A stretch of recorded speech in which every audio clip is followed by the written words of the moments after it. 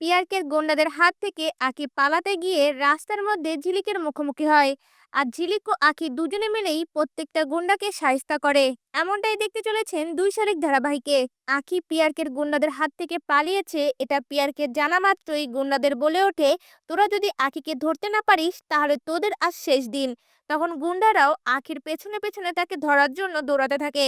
এদিকে বাইক নিয়ে ঝিলিকও রাস্তায় রাস্তায় আঁখিকে খুঁজতে থাকে। আর আখিও তখন সেই গুন্ডাদের হাত থেকে বাঁচার জন্য দৌড়াতে দৌড়াতে ঝিলিকের গাড়ির সামনে এসে পড়ে। আর ঝিলিক আখিকে দেখে অনেক খুশি হয়ে যায়। এরপর দেখা যায় সেখানে পিয়ারকেও গাড়ি নিয়ে চলে আসে। আর গুন্ডাদের বলে ওঠে, এই দুজনকে শেষ করে ফেল। গুন্ডাগুলো আখি ও ঝিলিককে শেষ করতে এলে আখি ও ঝিলিক দুজনে মিলে প্রত্যেকটা গুন্ডাকে শায়েস্তা করে। আর সেটা দেখে পিয়ারকে রেগে একদৃষ্টিতে ঝিলিক ও আখির দিকে তাকিয়ে থাকে। এরপর পিয়ারকে নিজের বন্দুকটা বের করে আখির দিকে তাক করে ঝিলিককে বলে ওঠে, আর কিছু করার চেষ্টা করলে আখির মাথার খুলি আমি উড়িয়ে দেব। আর তখনই সেখানে গৌরব এসে পিয়ারকের মাথায় বন্দুক ঠাকায় আর বলে ওঠে, তুমি যদি এটা করো তাহলে তুমিও বেঁচে থাকবে না।